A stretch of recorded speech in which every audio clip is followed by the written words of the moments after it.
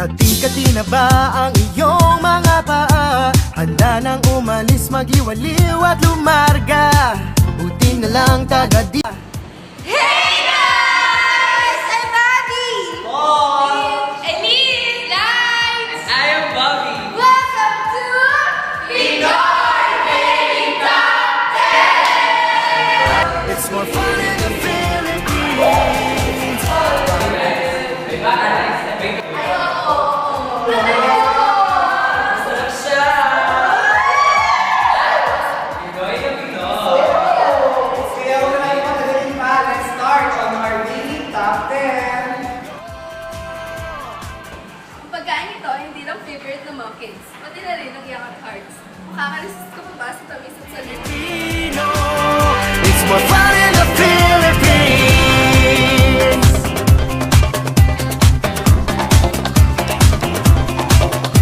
Nandito lahat. And for our top 9, we have the best Lulumin Crunchy. Sa asa pa lang, kikiligin ka na. Favorite ko nga to eh.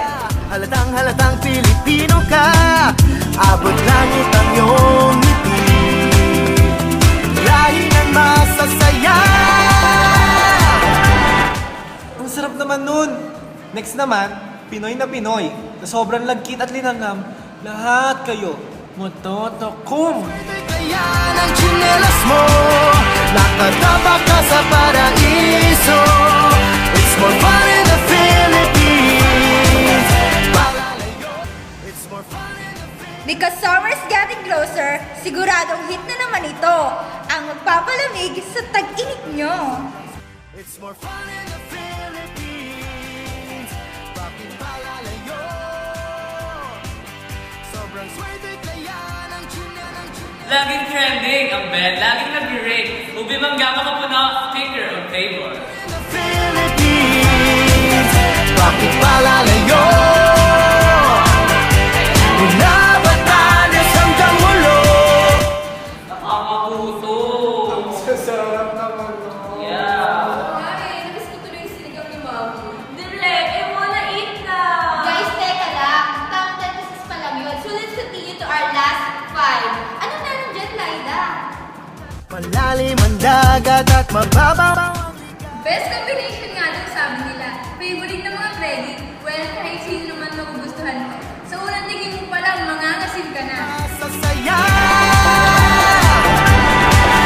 It's more fun in the Philippines. Bakit palalayo? Sobrang Business occasions, graduations, recognition, or whatever celebrations. Pride ng mga Cebuano. iso. It's more fun in the Philippines. Bakit palalayo?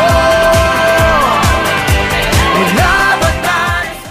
Everywhere we go, it's always scenes. Tuhog here, tuhog there, tuhog everywhere. It's more fun in the Philippines. Smiling, Showering, singing, driving, working, waiting, tapping, jogging, hopping, resting. sleeping. More fun! Best ulam ang tao. Papababoy manok-manok. Patok sa Pinoy. Kahit sa foreigners. Palalayo.